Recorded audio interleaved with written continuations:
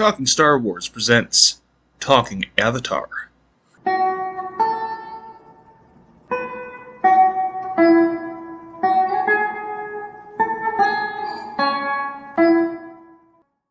Greetings. I'm Alex. I'm Connor. And today we are going to be talking Star Wars presents Talking Avatar and furthering our exploration of the Avatar The Last Airbender universe. Which is what we're going to be focusing on for the next few weeks. And today we're taking a look at really the key aspect of this franchise that separates it from other shows and pieces of media, which is the concept of bending. So, Avatar The Last Airbender, much like the Force, is sort of the quintessential mystical element of Star Wars. We have the ability to manipulate the four elements in a primal way by individuals called benders. And these individuals, they're not, not everyone in the world is a bender, but it's something that people are just born with. Sometimes it's passed down through family bloodlines, but other times, we see our primary supporting characters, Katara and Sokka, siblings, only one of them is a bender. Yeah, and it's much more common than the ability to use the Force is in Star Wars. The air nomads, their entire population was able to airbend due to their spiritual practices. Mm-hmm. But yeah, so it is a relatively common gift. I mean, it's not, we don't know exact percentages of the population, but it seems to be, even in worst case, I think even like 20 or 30% of the Earth Kingdom at the largest population seems at least like they can earthbend. Mm-hmm. And maybe a similar or slightly higher proportion of the population of the Fire Nation. As far as waterbenders go, we have the culture split in two, and there's almost no benders in the southern tribe. Most of them are focused in the kingdom in the north. Yeah, and to analyze this a little further, so it is a genetic predisposition, going back to the roots where certain individuals in the past were given these bending abilities. And I think we should say they were given the bending abilities by gigantic lion turtles, who were the spiritual paragons, I would say. Yeah, so basically by little G gods, or big S spirits, whichever you'd like to really put them in the pantheon there. Yeah, there was something that was literally handed and then returned. So whenever people would leave their kingdoms and go out into the spiritual wilds, they would have this defensive ability based on whatever culture they had. Yeah, but then it turned out retaining the ability to use an element for a long period of time could, grow that power. And then as the world grew more dangerous and humans grew more numerous, the power was granted on a permanent basis. And then humans further learned to refine their power by examining those creatures in the world as the original benders who could help them refine their powers. The dragons for firebenders, the badger moles for earthbenders, the moon as it pushed and pulled the tides for waterbenders, and then the sky bison for airbenders. And yeah, so as we say, bending is genetic, and other than the one exception, the Avatar, anyone can only ever bend one element. So even when we have siblings in The Legend of Korra, who Bolin and Mako, who had one firebender parent and one earthbender parent, or at least one of the lineage and genetic predisposition to be able to fire or earthbend. One of them is born with the ability to firebend, and one is born with the ability to earthbend. They do not get a mixture of the both. There is not a fiery rock bender, and there's not a cloud bender if a air nomad or water tribe person were to marry. There is just, it is a all or nothing proposition whether you can bend an element or not, and there's only one per individual. Well, I will say when we get to the more subsets of bending, we do get some fiery rock bending in the form of magma. Yeah, but that is just a subset of earth bending itself. It is not predisposed to any firebending techniques at all. But before we get ahead of ourselves, I think you bring up this point of spirituality. Much like the Force is something that could be passed down by family, could be unlocked within an individual. It's not always determined who's going to get the bending, who's going to get the Force, but it's not something that you have and then you're an expert in. It's something that you must learn in order to control, manipulate, and fully operate with control. Because like a firebender, that could pose a lot of hazard to oneself and the environment they're in unless they are able to learn that inner control, that inner peace.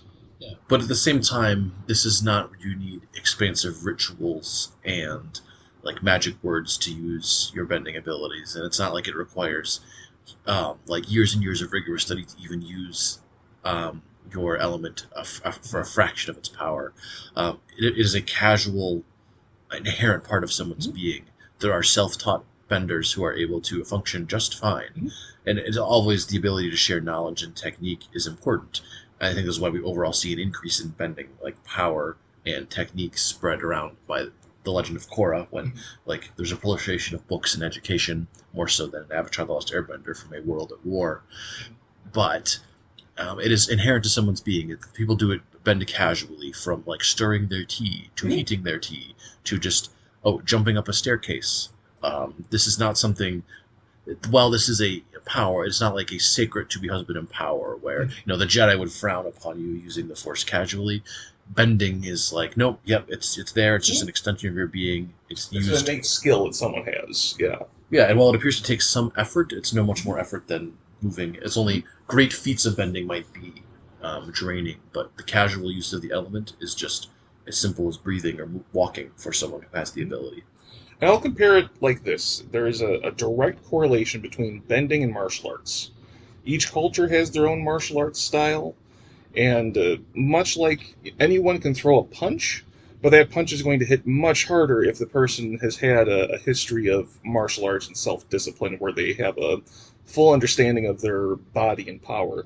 Much in the same way in the Avatar world, the more self discipline, the more training someone has, the more finite control they could have, and the more diversity over their power. Like Katara is able to turn her water into an icy whip just by learning more of these physical disciplines.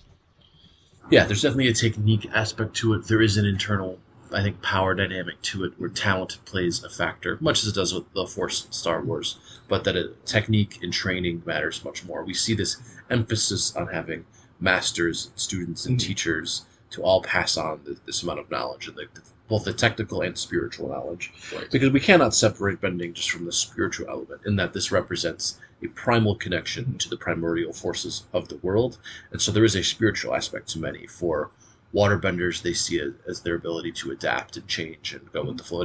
The ability to bend these elements has impacted the cultures that engage in it. Yeah. We see this start to break down a little bit by the Legend of Korra, where there are other societal factors that start to take precedence. Like we have something called the Triple Threat Triad, where it is a criminal gang composed of benders of all the primary, all the common used elements of earth, water, and fire, and that certainly hasn't seemed to have mellowed them out at all. Right. But again, we should always view societal trends as never removing individual agency. So, to highlight the Avatar a bit, you bring up the idea of uh, masters, teachers. Uh, for someone like Aang, it requires him and Korra and all the avatars to adjust their personality and their ways of thinking. It goes very much against Aang's natural way of life as an airbender to learn earthbending. He is much more about evasion and swift movement. He's not as used to grounding himself in uh, so much of the like strict defense as opposed to the evasion. Yes, we can say that which the mental techniques you need to manipulate each element does impact the outlook on a larger level of the individual who uses it. Whereas fire requires strict control and also can lead to a sense of great power. Earth requires the ability to stand like firm and move earth, but can also result in being stubborn and willing to flex or change. And then we can see, air giving a sense of freedom and maybe perhaps even compassion and understanding, but also can lead to detachment from more practical concerns. Um, yeah, Zahir, one of our villains that we highlighted in our previous episode, became an airbender, or was an airbender, and was so detached from everyday concerns that he was able to do horrific things without a blip on his conscience. And even when he is able to cut his ties to the world, emotionally speaking, that is when he is able to cut his physical ties to the world, and he learns how to freaking fly.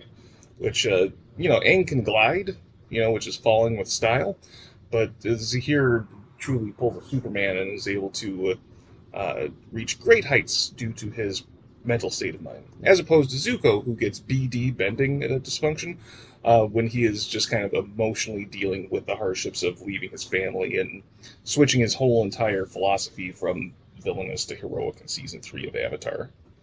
Yeah, so we can't just view bending as like magical martial arts. It's an element of it, but there's a cultural impact to it. There's a spiritual side. And it is sort of an all-encompassing part of the setting, in that the structure of entire governments, societies, divisions of peoples are all based around this ability to control certain elements. The Avatar is not the first setting to use an elemental motif in its magic. Everything from like Captain Planet to Dungeons and Dragons to other things have been like, ah, yes, the 4 elements and the ability to manipulate them, very important. I mean, even the fifth element has this the elemental motif. But none of them really deal with this idea of the only thing in the world are the 4 elements. It's not like there's some extraterrestrial force. It's everything on the planet of Avatar requires the balance of these 4 elements working together. And when they're out of balance, that's when we see that there is greater war and mayhem. Yeah, and the elements themselves, each one does sort of have certain techniques associated with it, and then additional, deeper and ancillary techniques that arise that sort of serve as additional world building, visual spectacle, and also show an evolving and changing world where knowledge is growing. So, we're going to go bending discipline by bending discipline here and just talk about the variations that we see or have seen and what that says about the setting of Avatar. I think the first one we get would be the swamp benders, canonically speaking. No, I think it's definitely healing on the water bending side. Oh, sure. I felt that as an inherent part of it, but that definitely makes sense. Where we have water bending, the physical manipulation of water, but the idea of healing, the idea of something within the purity of water, allowing that to channel healing energies. It's a very different subsect of the water bending ability.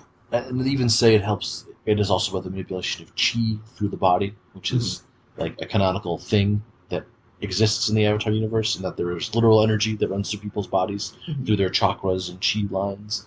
And I'm probably saying that wrong because I am not a practitioner there.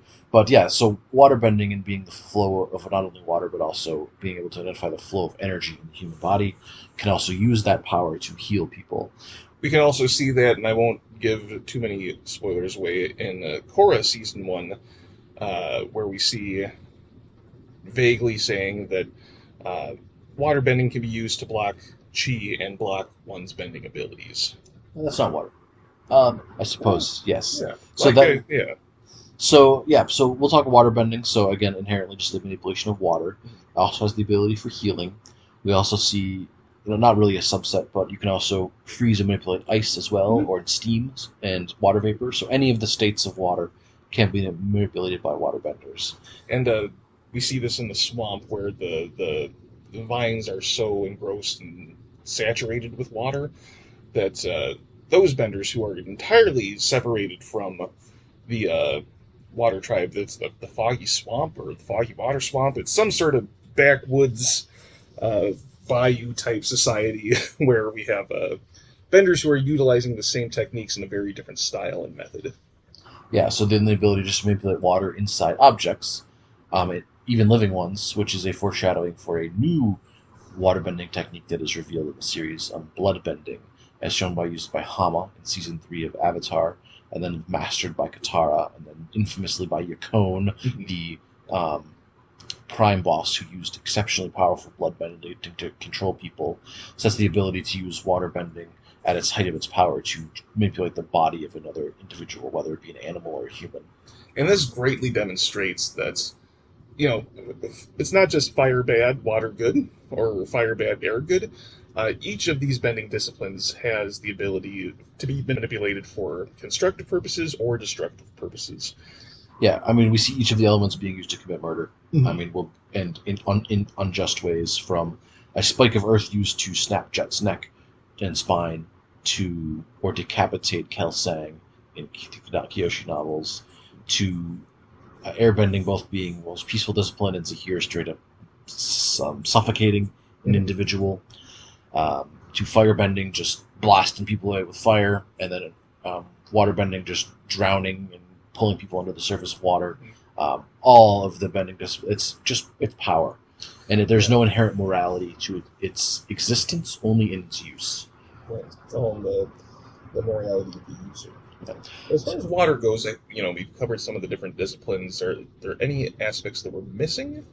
Yes, I think that's all the unique aspects of waterbending that we see. Obviously, there's variation of technique and style, but as far as manipulating biomatter, manipulating blood, healing, that takes us, I think, through the primary additional unique skill sets we see waterbenders utilize. Fire is a little bit more limited. We do see different colors of fire. With blue, when we have Aang and Zuko partake in their special dance with the dragons, not to be confused with the Dance of Dragons of Game of Thrones, or the Song of Ice and Fire, but we see a multitude of different flame colors used in a spiritual ceremony. But one of the biggest separations of firebending is lightning bending. Yeah, so firebending, the ability to shoot fire. Fire also appears to have an energy and concussive force in the Avatar universe, because it's literally the extension of someone's chi through their body, controlled by the breath. Whereas waterbending is all about flow, going back and forth, the flow of energies. Firebending is the conjurer of manipulation of your own energy, largely drawn from the sun. So waterbenders stronger at night, firebenders stronger during the day, when they're able to draw the fire of the sun in a metaphysical sense. But as far as unique aspects to firebending, and the primary one that we see is the ability to conjure lightning, called the cold fire. And again, if fire is about the calling up of your own energy, as explained by Iroh in season 2, to lightning bend, you then draw your negative energy in one way and your positive energy in another way, and then you allow the separation of the two to slap back, which apparently generates energy and goes forth as lightning, which is the most dangerous, other than perhaps bloodbending, but maybe even more than that, the most single dangerous aspect of bending that we see. We know that lightning bending is not possible for every firebender. It is you have to have a talent for it, much like healing is not possible for every waterbender. And it was a rare gift by the time of Avatar that was only allowed by the royal family. We see Zuko is never able to lightning bend, whereas Iroh, Ozai, and Zula are all able to use it. But by the time of Legend of Korra, it's industrialized. Yeah, it's less stigmatized, and there's more benders. So if you're able to lightning bend and just have the genetic predisposition and the training for it, you can use it to generate energy. Mako is never as powerful a lightning bender as, say, Iroh, but is able to use it as just another tool in his arsenal, and it's not portrayed as particularly violent. But we know that lightning bending was for many centuries a lost art. And then we see one of the few remaining lightning benders in existence in the Kyoshi novels, who Kyoshi's expecting to fight a normal firebender, and then he blasts her with lightning in the chest. Thus, she's like, okay, well, we gotta figure out this whole Avatar state thing real fast, because I've never seen that before. What is this lightning bending? How is he shooting lightning from his hands? Oh, wait, I'm the Avatar, I can deal with this. Right. So, we also see as an aspect of firebending's ability to redirect lightning in the flow of energy. It appears to be a talent you have to be able firebender to do, because you have to manipulate the same series of energies that were used to create it in the same way of chi. But the style of it is much more of a waterbending technique. The physical, it's a physical motion of waterbending to flow. But the energy requires the ability to be a firebender to do it, to change those energies in that way. As well as other parts of firebending that we see. I think firebending is still recovering culturally from sort of being pigeonholed into this tool of conquest. So we don't get as much of an expansion upon the abilities of firebenders. We do know that firebenders can just move heat around inherently, as we see when Sozin is managing to calm a volcano just by channeling all the heat out of it. And then when firebending is also notoriously empowered by the arrival of Sozin's comet, when the comet is in the sky, firebending is enhanced significantly in power. There is another unique firebending technique to touch on, and that would be what we call combustion bending or explosion bending, whatever. We'll go with the former, I believe is the official name, but it's the ability of some firebenders to concentrate energy in such a small area, project it from the center of chi in their forehead, and result in great destruction. And we know this is a relatively new technique, just a few centuries old, because it was literally invented during the lifetime of Avatar Yangchen as a secret weapon being used by a cartel, which resulted in the deaths of most of its practitioners. But literally they had no defense against it. Only the Avatars may be powerful enough to fight against a combustion bender, but even then, Yang Chen had to employ forbidden techniques to fight off combustion benders in her time. And now the art appears to mostly be controlled, lost. By the time of Aang's day, we only meet two combustion benders. There is the unnamed assassin who attempts to kill Aang at the behest of Zuko before Zuko regrets his decision. I like to think that Combustion Man had a few mishaps when learning this technique, because we see that he has some artificial limbs, and I like to believe that he'd not allow someone to take them.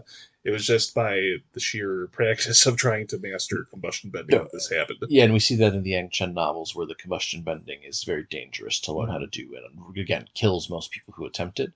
And again, it appears to require a predilection for bringing forth your power in that way. So not every firebender could be a combustion bender, and it requires relatively brutal training, much in the way that I think bloodbending is a very rare skill among waterbenders, and is not a skill taught in the same way that lightning bending is for firebending. We have the combustion bending, and the only other combustion bender we meet is Puli, who is the lover of Zahir, who is also killed by her combustion bending. We don't have a great survival rate of combustion benders. If anyone, puts a helmet on a combustion bender, they're pretty much SOL. So it's a visually striking technique. It's a very different means of bending, because we don't see that manipulation of fire travel from one point to the next. We literally see this almost invisible force emit from someone's forehead. And it allows for a pretty great Boba Fett-esque character in Combustion Man. It is very intimidating and then is ceremoniously offed. Well, then I think our next element is airbending.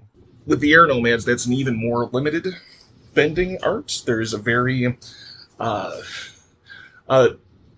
idea of airbending, creating your air scooter, flying. It's every airbender seems to have the same sort of grab bag of skills and abilities that they can manipulate. There are two distinct additional airbending abilities that we see, but again, they are largely being rediscovered because most airbender lore that Aang did not know was lost when the Fire Nation committed genocide against the airbenders.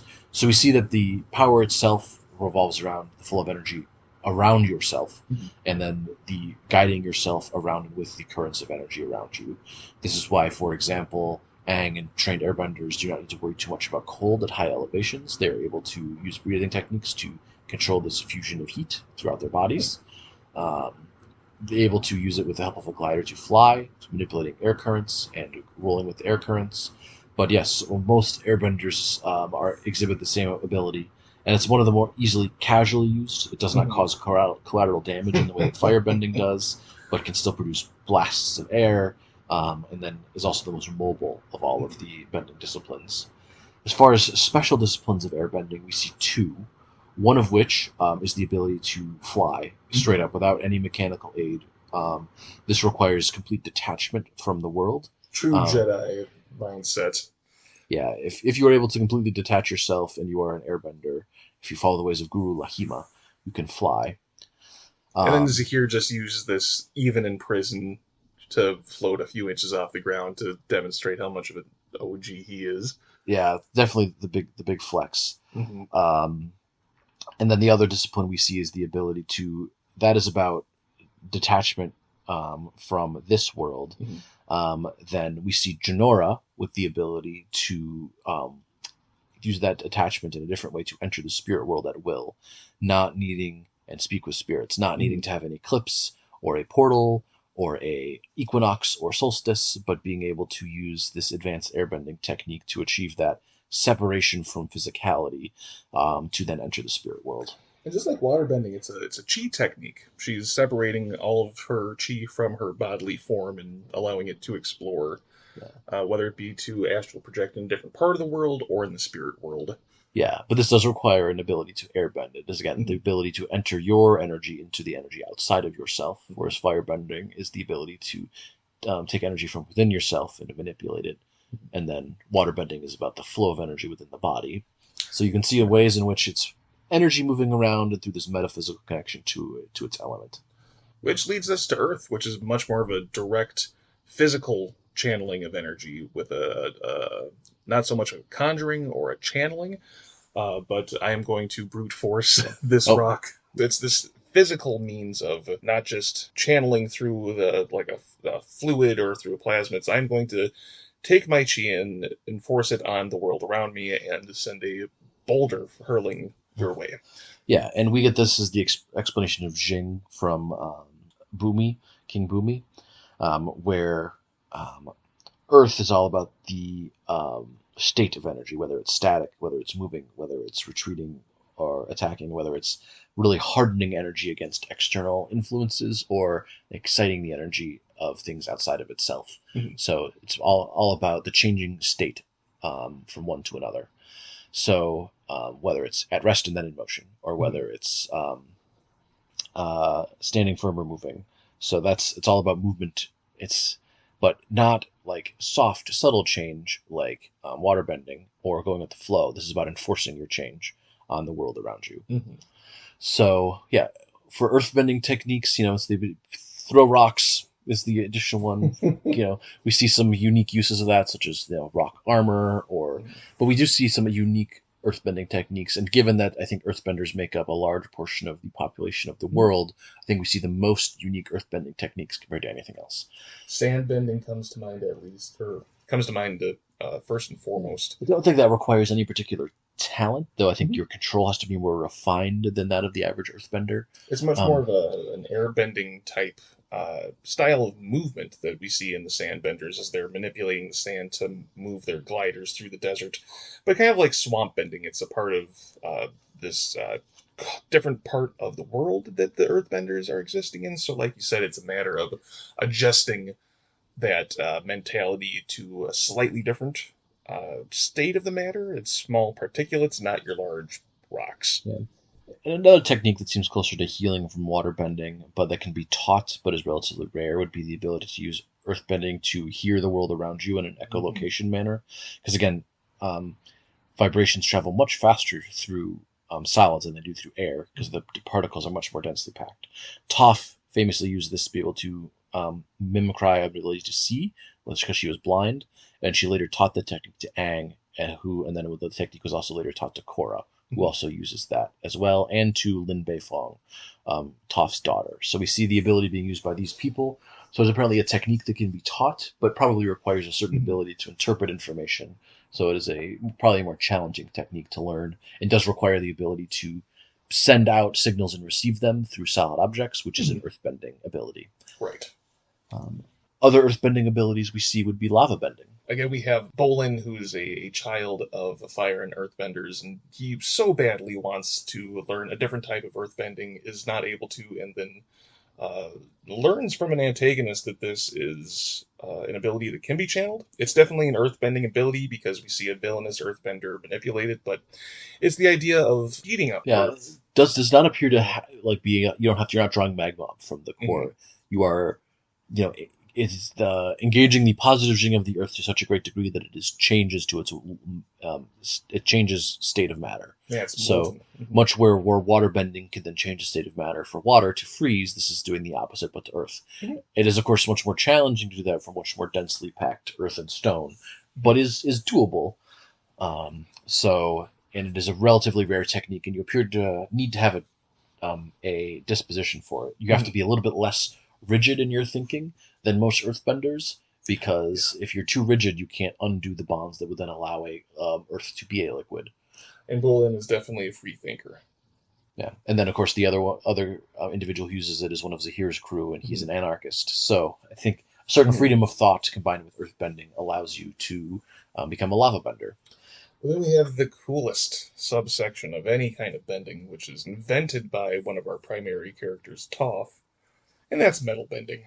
Yeah, the manipulation of earth impurities in metal, given that metal is often refined from ore, to be able to bend metal. It is portrayed differently than other elements in that it is at a remove. It's almost like divine bending, where you're manipulating an element that's contained inside another type of object. So often you have to be touching the metal to use it. You can't manipulate it with the same degree of finesse that perhaps like a firebender or earthbender could with their raw element. But metal is also very unyielding, so sort of this fusion of the industrial aspects of the Avatar universe, where growing industrialization and metallurgy means that there's more metal around to bend. You can even control the impurities in the metal to make it more efficacious for metal benders, which in fact the police force of Republic City do. Mm-hmm. Yeah, they turn into a sort of spider person Attack on Titan esque force where they have these whips that they're able to manipulate with their metal bending and use that to traverse around. Um, but it's much we see Toph manipulate metal in a very fluid way. So when she's manipulating the space rock from a comet that fell and Sokka eventually uses to forge into a sword, we see her manipulated in just almost a liquid way. And it just goes to show how much of an innovative thinker that Toph was in the beginning. She is an Earth Kingdom rebel. She left her home, left her family, and is fighting for the heroes against an empire. So she definitely has that freedom of thought in order to not just manipulate Earth, but transform it. Yeah. We see when Toph is establishing her metal bending academy, to be a metal bender requires a certain innate talent, the ability to sense particulate at that level. Like, for example, I don't think Kyoshi could have ever been a metal bender. Mm-hmm. And that's why Colin is unable to be a metal bender. It's the fine attention to detail and the ability to be utterly focused and being utterly unyielding. So Korra eventually gets there because Korra is stubborn as heck. She's the first metal bending avatar, but Aang was never able to learn metal bending. So there's only certain earthbenders that have the innate ability to become a metal bender, regardless of how they try. Bolin never becomes a metal bender. So that is another talent, much like lightning bending, where it does require some innate talent and to be able to handle it. There is one more special earth bending talent to discuss that shows up in the Kyoshi novels.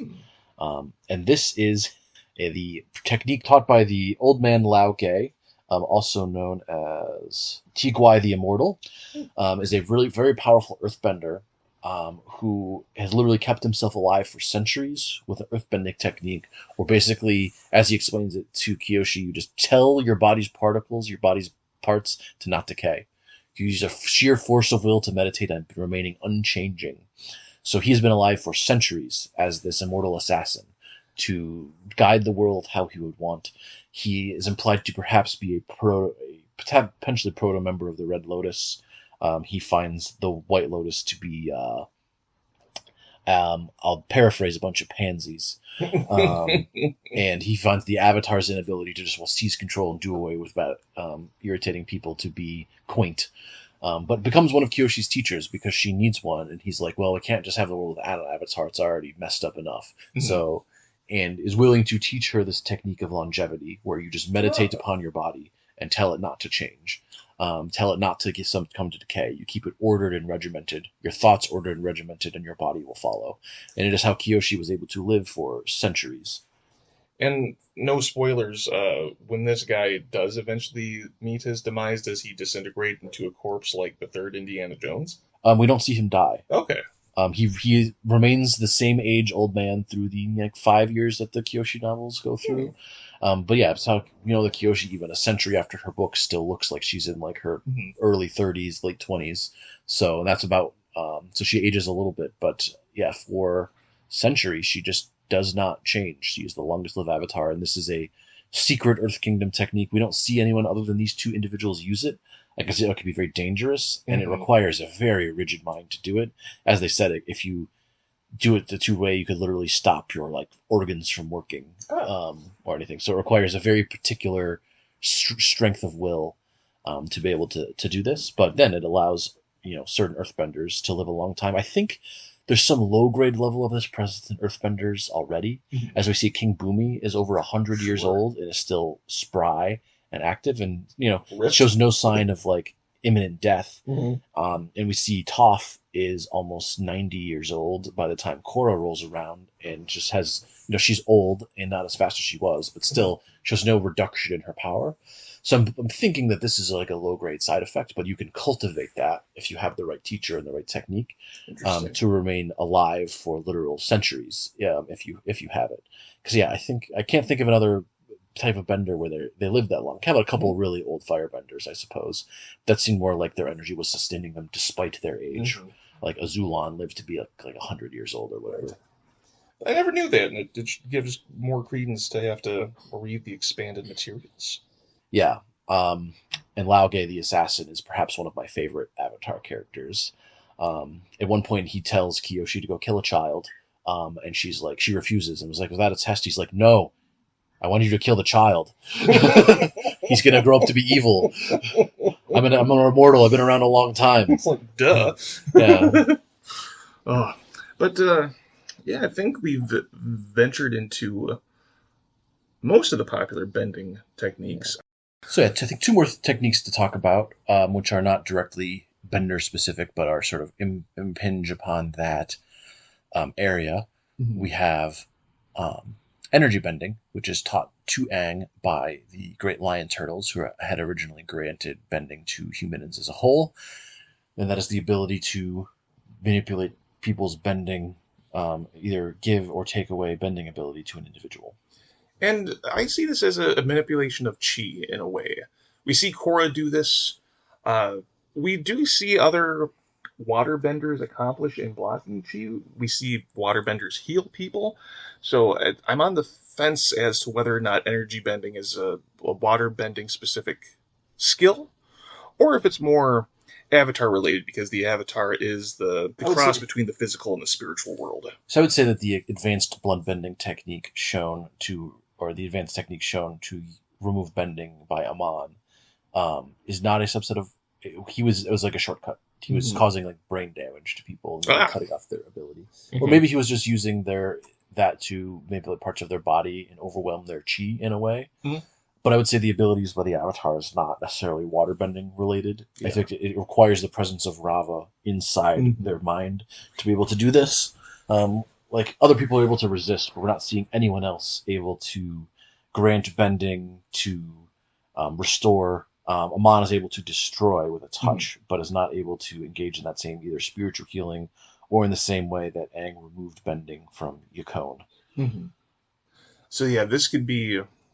I can't see like Ozai ever getting his bending back, for example, unless Aang were to go and manipulate his chi in order to return it. A waterbender couldn't heal Ozai, I suppose. It would require access to the font of energy of the spirit world that the Lion Turtles access, and the Avatars access to through the presence of Rava. Right. Yeah. So it's definitely more spiritual. It's more of an Avatar gift, but you said there were two, so what is the last? That would be chi blocking. And as we see with the character of Ty Lee, does not need to be a bender to do this. It appears to perhaps be relatively related to airbending in that it's the movement of chi outside yourself, but doesn't require you to be an airbender to do it. It's simply, even if you're not a bender, you can manipulate your own chi to then block the chi of other people through physical touch. Which is why Ty Lee is definitely like up there with Zahir in some of my favorite characters. Just these people who accomplish what seems to be impossible through sheer will. And in Ty Lee's case, just a bubbly, positive attitude no matter the situation. So that is all the unique bending techniques and disciplines and sort of what they say about the world of Avatar as we go through them. If you have any opinions, please leave us a comment. Let us know what you think. And join us next week for our continuing exploration of Avatar Airbender as Talking Star Wars presents. Alrighty, until then.